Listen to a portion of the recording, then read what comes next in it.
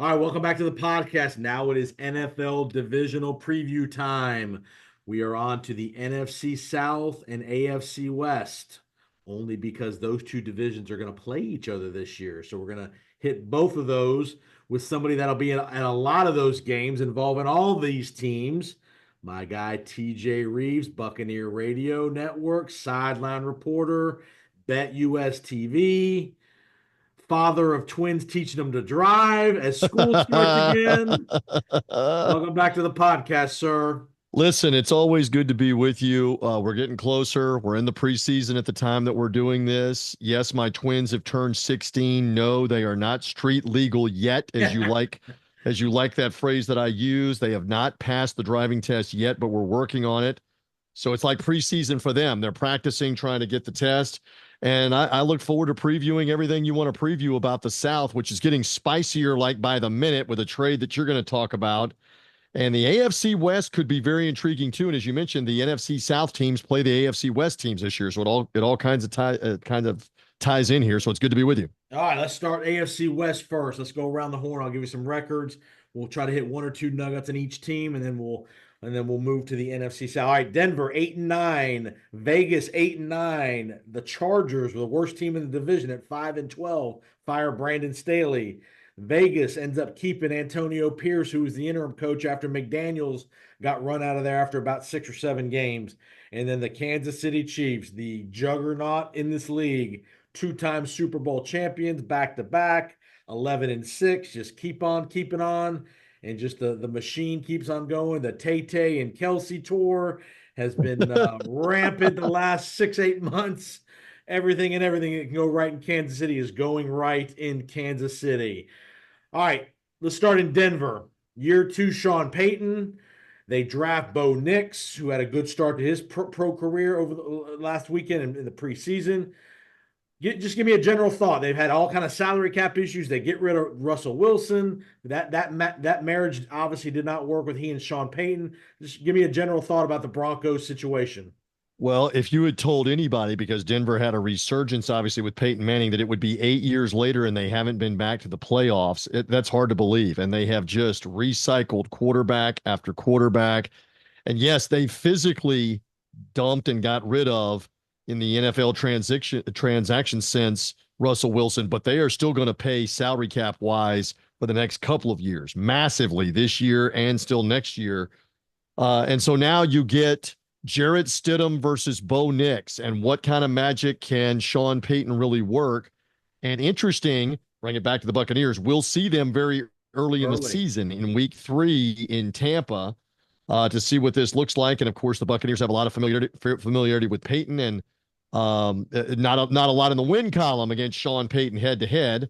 Although we do love to bring up, don't we, Mr. Powers, for all time, Drew Brees' final game is a loss in the Superdome with Sean Payton at the helm to Tom Brady and the Buccaneers. Granted, there were no fans in the stands at the Superdome in the 2020 crazy season in the playoffs, but the Bucs still take the win, and they're the answer to the trivia question for all time: who retired Drew Brees and went on to win the Super Bowl?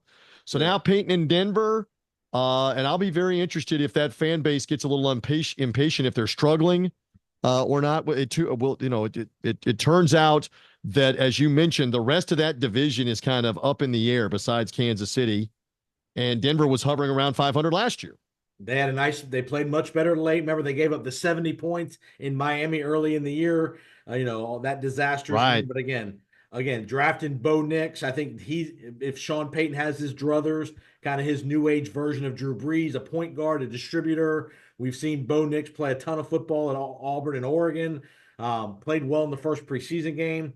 Again, I think he'll end up being the starter in week 1 because of how he played early in the preseason, barring any injury and all that. And again, defensively, not a lot of name guys on defense, but we'll see what they put together on defense. Peyton's always done pretty well if he's had a decent quarterback. We'll see if Bo Nix can be the answer. And like you said, they're eating a ton of salary cap money the next 2 years with Russell Wilson. So, all right, let's go to Vegas. Another interesting situation. 8-9. Remember, obviously Pierce retains the job. There's a lot of chatter. Was Jim Harbaugh going to go there? Were they going to make a move somewhere else? They end up keeping Antonio Pierce. who did a pretty decent job getting them to play hard. I don't know how great of a coach he is, but again, a lot of that is the culture he set forth and such. Quick thought on the Raiders. Well, they learned their lesson in part two because remember after the John Gruden disaster, where he's gone in the middle of 2021, Rich Bisaccia, who we're familiar with from having been with Gruden's staff when he was in Tampa Bay, takes over as the interim coach, and they succeeded and they got to the playoffs. And then Mark Davis decided to outsmart himself and fire the staff and Bisaccia, not retain him, and bring in Josh McDaniels, which I believed was a disaster before he did it, as soon as he did it, and while he was doing it. And it proves out that in the second season of Daniels, in the middle of that season, he's basically got a player mutiny. He's basically got Davante Adams saying, either him or me. He's got other players saying, we don't want to play for this guy. It's an absolute joke behind the scenes with the bullying and intimidation and the things he's doing while he doesn't know what he's doing. So Pierce came in and kind of stabilized that as a former New York Giants Super Bowl winning player and was on the staff, obviously, as a defensive coach. You bring up a great point. Now it's his.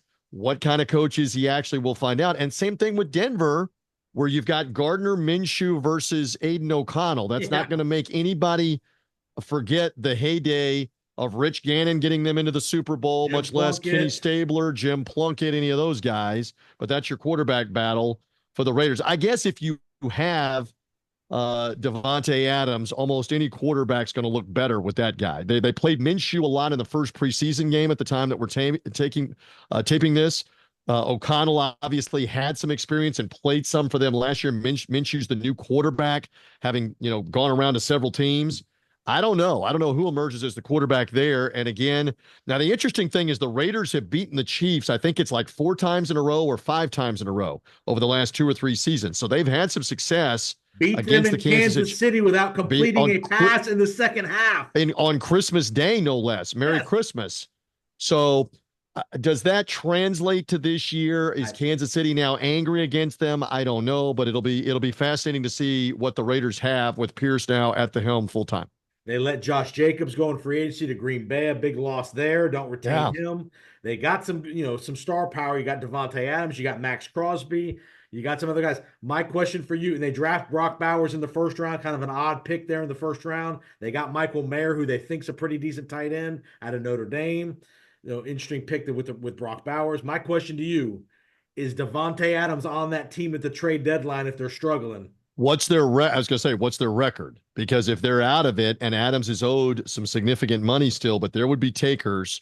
If you are in a bit of a rebuild mode, you could get a lot for him. You could get probably a quality player, listen to me playing GM, and probably a 1. And you might be able to get like a 1 and a 2. Now, I'm not saying in the same draft, and a quality player. Right. And if you're not getting a quality player, you might even be able to get a couple of number 1s for Davante Adams.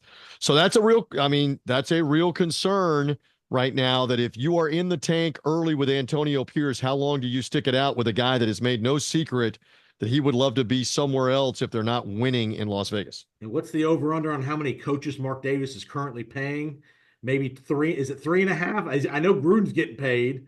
I know McDaniels is still getting paid.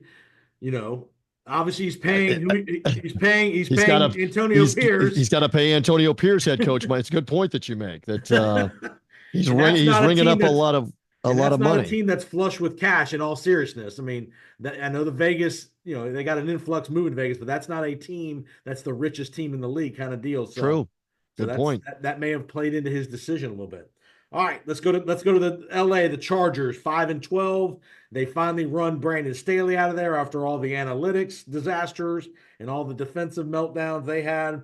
Similar kind of a mutiny. It wasn't a full-blown mutiny, but kind of. Right.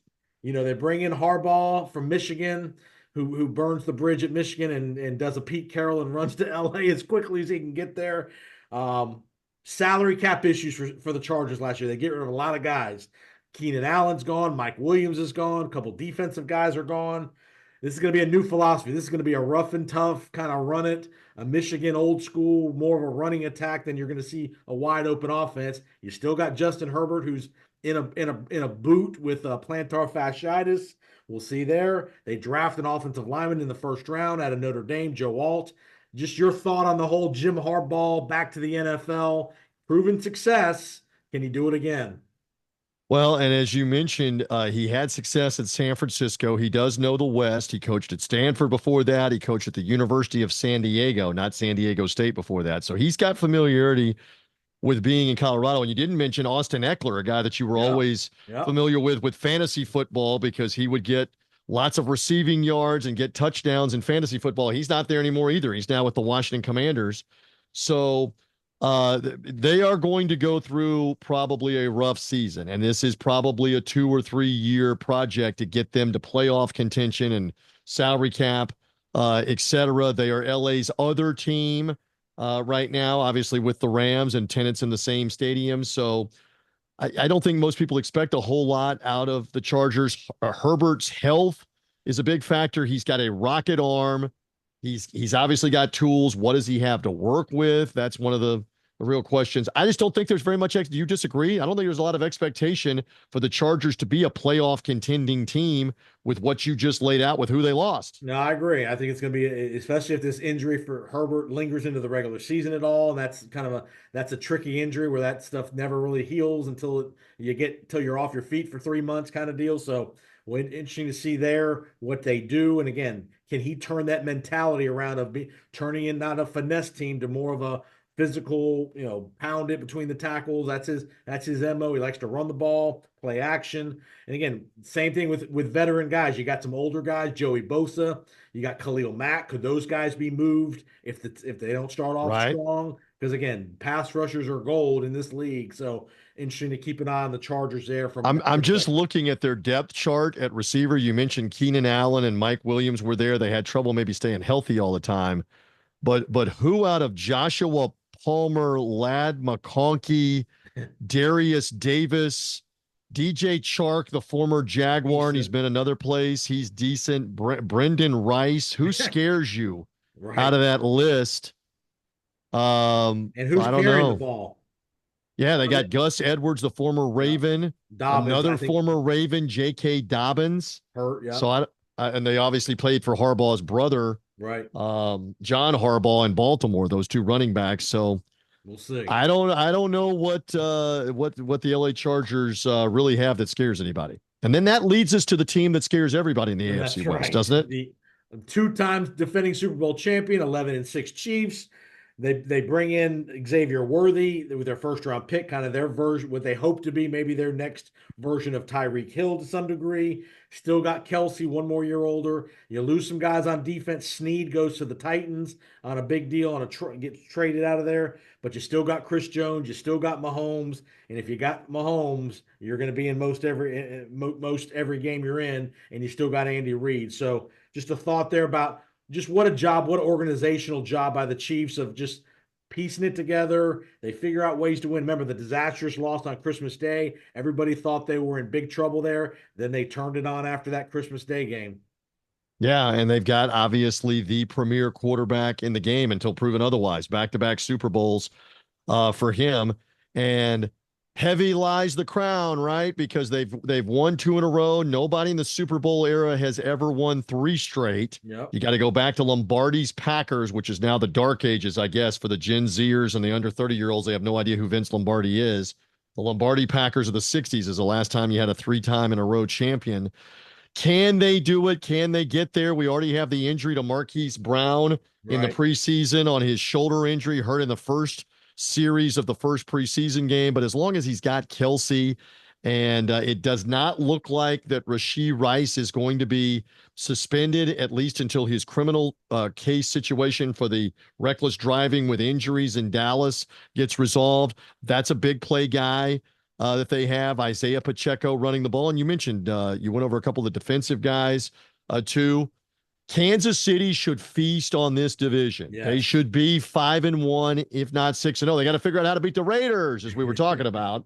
So stay tuned. And again, the Buccaneers will play a Monday night game in Kansas City in November. I'm looking forward to be back in Arrowhead, where, by the way, the Buccaneers have never lost, Jason Powers. In their Wow. history, they are That's a good stat. unbeaten at Kansas City.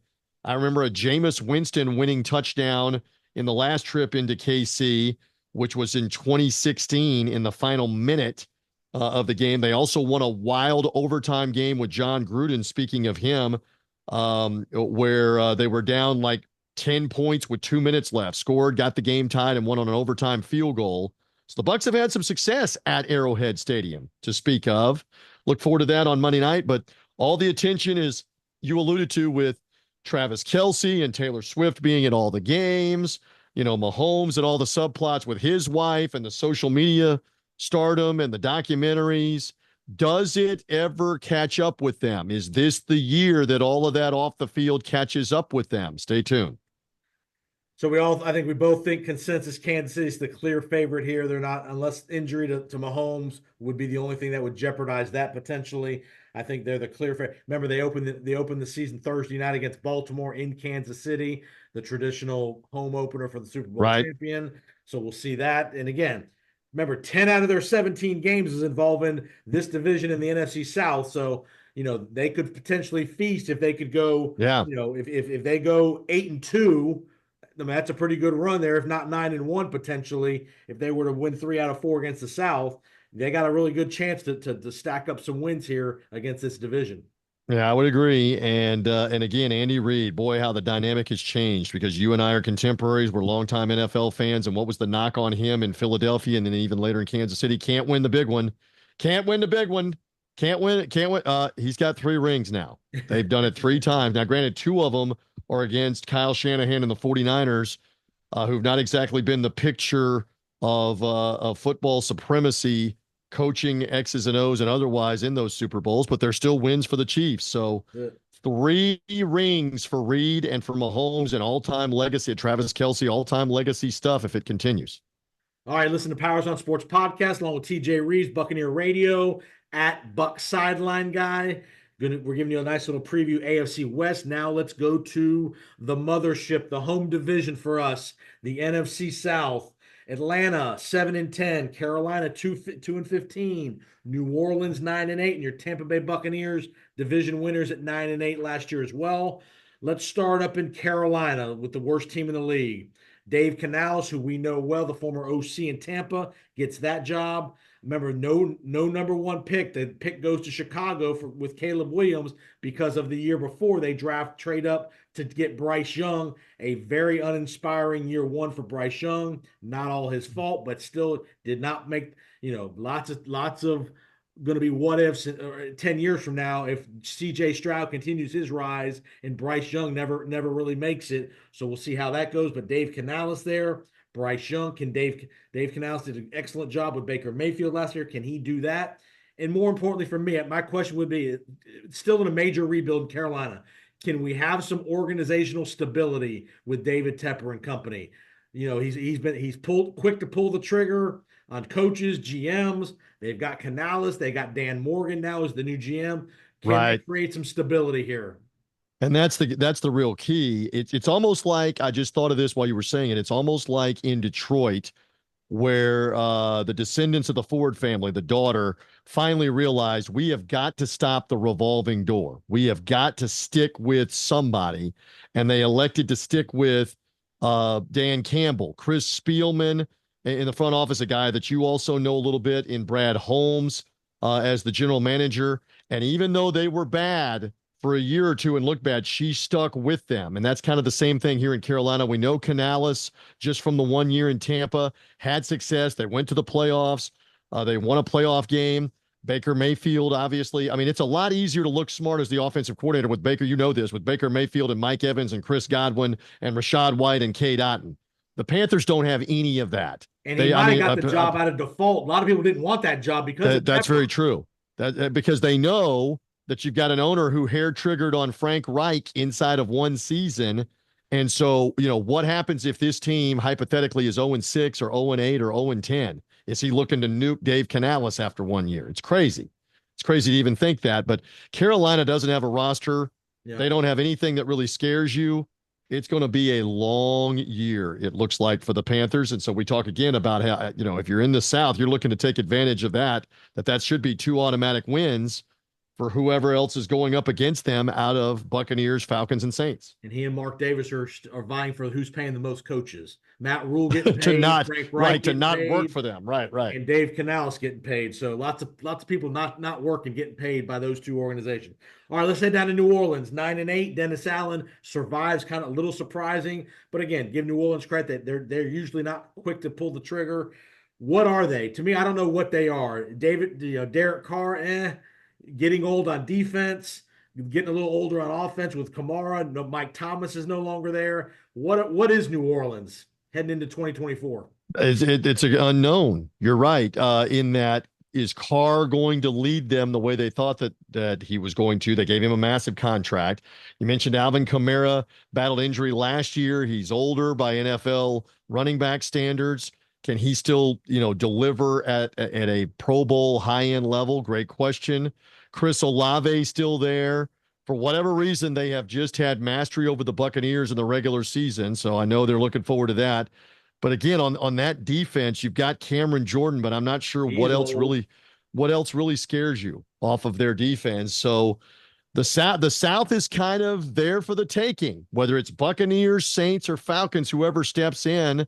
And Dennis Allen has kind of skated through here, but this is a year where he's got to deliver. Yeah. You would have to think on being a playoff team if he's going to retain that job. Yeah, no doubt, no doubt. Again, just kind of what are they? And everybody loved Derek Carr a year ago, but boy, he didn't have a very good year. And you just think that Derek Carr is just turning into another guy, and they've paid him a lot of money, and they're on the hook for him for at least this year, maybe one more year after this. But we shall see. No Jameis Winston, he's gone from there. And again, you got Lattimore. You still got Lattimore and Jordan on defense, which is decent, but they're both getting older and all that stuff. So just what is New Orleans is my big question there. Let's head down to Atlanta, the ATL. 7-10. They get rid of Arthur Smith, bring in a guy real well, Raheem Morris. Kind of his second chance, his rebirth as a head coach. Didn't go great here in Tampa. Different issues when he was the head coach here. Probably a little too young when he became the head coach. But obviously they make the big free agent move. They get Kirk Cousins, sign him to the big deal coming off the Achilles. But then after the Cousins move, they draft Michael Penix in the first round. Lots of questions around the league. Was that the right move? Not the right move? You could probably make arguments on both sides of that, but they're on the hook for at least $100 million for Kirk Cousins. So it's we'll guaranteed. It's $100 million guaranteed for Cousins. Yep. Breaking news: they just trade for Matthew Judon from the Patriots. A desperate need for them at pass rusher. Very poor on the defensive side. We'll see how that goes. Just give me a thought about the Falcons. A lot of weapons. Can Kirk Cousins be the difference maker there? And Judon is a news item here because there were other teams maybe vying for him, and they apparently only gave up a third-round pick. We don't know this at the moment, but they've got to have given him a new deal. With this whole Hassan Reddick thing in New York over not giving him a new deal after making a trade. So Judon's going to eat up a lot of their salary cap. But unlike Carolina or New Orleans, kind of like we're talking about, who do they have? I mean, Atlanta is loaded with Bijan Robinson at running back, and then they drafted Drake London the year before at receiver, Kyle Pitts the year before that at tight end. They've got weapons all over the place for either Cousins or Penix, and you add Judon now to a defense as a pass rusher that really was kind of lacking in that regard, So that spices it up, and I have much love for Raheem Morris. You know that, having done his radio shows, pregame, postgame, Monday night radio show. So I'm going to root for Raheem, all except for 2 games out of the year when the Buccaneers are playing the Falcons. Very interesting. The first meeting is a Thursday night in October. I kick it back to you. Is Kirk Cousins still the quarterback starting for Atlanta for that Thursday night Buccaneer game, or have they already gone to Michael Penix? What say you? They're not going to Penix unless Cousins gets hurt. But we don't know what kind of physical shape Cousins is going to be in from a mobile. I mean, he's never been a mobile guy, but can he do what he needs to do as the quarterback? We don't know. But I don't think they're benching Kirk Cousins for Michael Penix unless it's injury related. Would be my thought. And look, the betting favorite right now is Atlanta. The betting public likes Atlanta to win the South. Pick. There are a lot of people that believe this is a breakout year for them.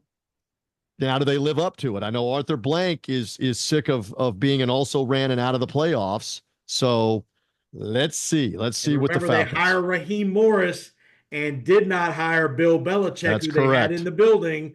They had a Twice they chance. talked to Belichick and Yeah. didn't give him the job. Right. So interesting to see what happens there as Arthur Blanks gets older, kind of the Jerry Jones age issue and all that. So we'll see where Atlanta can go in a critical year for the Falcons. All right, let's wrap it up. NFC South, Tampa Bay Buccaneers, 9-8 division winners. The theme here is they re-sign the guys they needed to re-sign. Baker, Evans, they get Tristan Wirfs, Winfield, Levante David. They get all their guys that they wanted back. They get back. They let go of Devin White, which that was kind of expected, but they get the guys they want back. They bring in a new offensive coordinator, Liam Cohen. Good early results from the preseason. Running game emphasis is my theme with the Tampa Bay Buccaneers.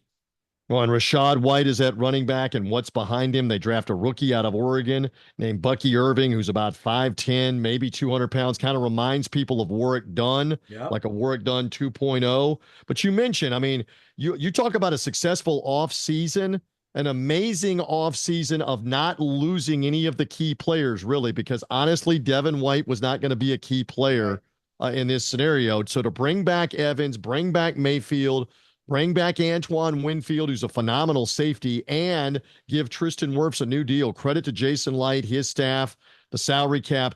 Now I am curious, and I want your thought real quick. A year ago, everybody thought the Buccaneers were going to be bad. Baker Mayfield's been passed around from team to team. Are they only going to be like a 3-win team? They win the division. They win a playoff game. That's as the Hunters, as an unexpected playoff. And now they're expected to be better. They're expected to be a playoff contending team, if not win the division yet again for a fourth year in a row. That's a little different scenario real quick, Jason Powers, My for the Bucs question in is, can 2024. Baker Mayfield put a second consistent year together? We Yeah. know he's done it for 1 year a couple times in his career, but can he do it back-to-back years? He's got a better team around him now. Graham Barton brought in to fortify the offensive line. Can he be consistent? We don't need him to be Yeah. Patrick Mahomes, be top 15 in the league. And he also has a previous relationship, obviously, with Liam Cohen briefly with the Rams. He was there for a few games at the end of the 2022 season and won a couple of them. And this is another new offense here to get used to. But why do I get the feeling the Bucs are going to be a lot of fun to watch? One of the names to watch is Jalen McMillan, the wide receiver. Michael Penix's best target at the University of Washington. He's now a Buccaneer. And to go with Chris Godwin and Mike Evans, Jalen McMillan's going to be open a bunch, you would think. They can't double cover everybody. So the Bucs shouldn't have problems putting points on the board. Now we see what happens on the defensive end. Levante David is a fringe. Can they get a pass rush? Levante David, a fringe Hall of Fame guy at linebacker and a leader. Let's just see. Let's see what it looks like for the Buccaneers. It will not be dull with those meetings with the Saints and the Falcons in particular, duking it out for the division, my friend. I got you. And again, they're going to play the AFC West. You're going to see the Buccaneers in Kansas City, in LA. Those other two teams coming to Tampa. You and I know we're on the same page. I think the Buccaneers figure out a way to win the division, 10-7, maybe 11-6 at best. But I think the Buccaneers find a way to out margin the Falcons there to win this division. Well, we'll see. It all tees up. And of course, the Bucs are also playing first place schedule, playing the 49ers at home, at the Lions. They play the Cowboys in Dallas, rotation with the NFCs. Not an easy schedule for the Buccaneers. So we'll see what happens. Appreciate TJ Rives, Buccaneer Radio Network at Buck Sideline Guy. Thanks for the great work. And we'll see everybody next time on the Powers on Sports podcast.